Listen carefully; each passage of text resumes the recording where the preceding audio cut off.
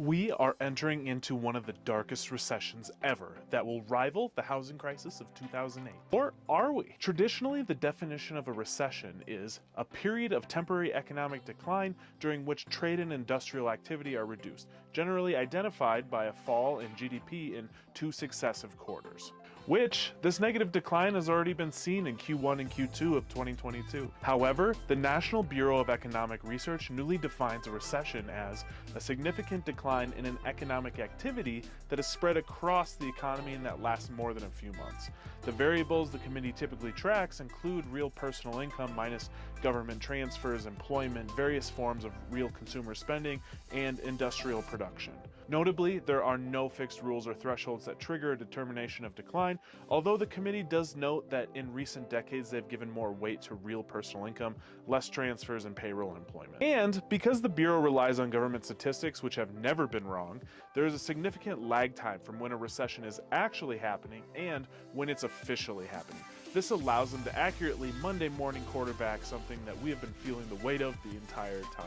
However, I'm not here to argue the politics behind why the definition of a recession is changing. However, I'm here to tell you the cold hard facts, especially those affecting the real estate short-term rental market.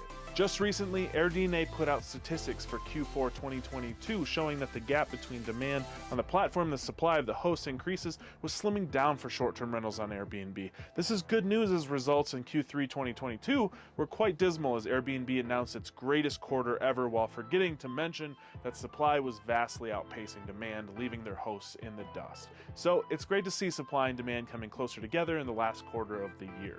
Additionally, AirDNA noted that upscale properties continue to see increases in their average daily rate, while economy and mid-scale properties saw declines in their ADR, which proves further that true short-term rentals shouldn't have as much of an impact on affordable housing. Because even if there were properties in the affordable housing category on Airbnb, they aren't performing well and are not the type of properties that our investors are really looking for anyway.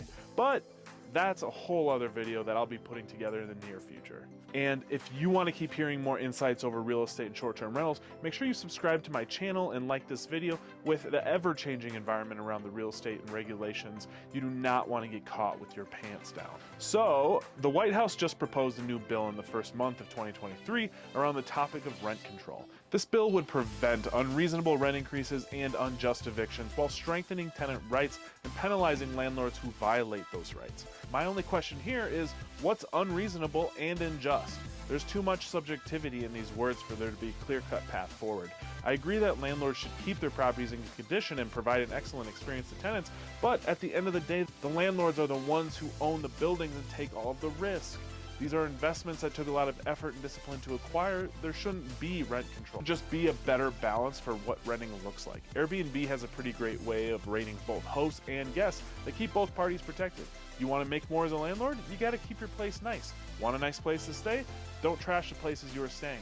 It's really quite simple. In 2019, several states, including California, New York, Oregon, passed new rent control laws aimed at protecting tenants from excessive rent increases and unjust eviction. These laws typically limit the amount by which landlords can increase rent each year and provide additional protections for renters facing eviction. However, not all states have embraced rent control. Some states, such as Texas and Florida, have laws that prohibit local governments from enacting rent control policies. Other states have laws that place limits on the types of properties that can be subject to rent control, such as excluding single-family homes. In recent years, the debate over rent control has become increasingly political, with supporters arguing that it is necessary to address the affordability crisis, while opponents argue that it will discourage investment in new housing and lead to decreased supply. So in all of the confusion, let's talk about some truths around the negative effects of rent control from a Stanford case study. Number 1. Reduced investment in rental housing. Rent control policies can discourage investment in rental housing by reducing the potential returns for a landlord and property owners. This in turn could lead to a decrease in the supply of rental housing, driving up rents and making it more difficult for tenants to find affordable housing. Number 2. Inefficiency in the rental market. Rent control policies can create inefficiencies in the rental market by distorting prices and reducing the incentives for landlords to maintain and improve their properties. This can result in a decrease in the quality of rental housing and a reduction in the overall supply of housing available to tenants. Number 3. Unintended consequences for tenants. While the intention of rent control is to make housing more affordable for tenants, it can have unintended consequences such as making it more difficult for low-income renters to find affordable housing. This is because landlords may choose to restrict their rental units to higher income tenants who are willing and able to pay higher rents. Number 4, lack of flexibility.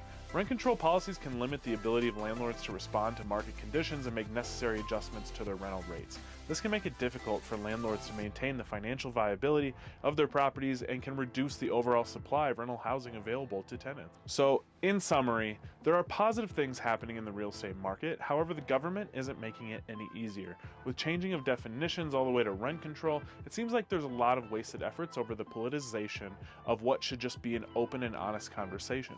Rent control only favors the tenant. Instead, what we should be doing is looking for solutions to balance the two sides and not some clickbait thumbnail from the White House to garner power. Anyway, that's it for today. Please leave a comment down below. Let me know your thoughts on where the market's headed. Are we in a recession? Should there be rent control? Let me know. But until next time, peace.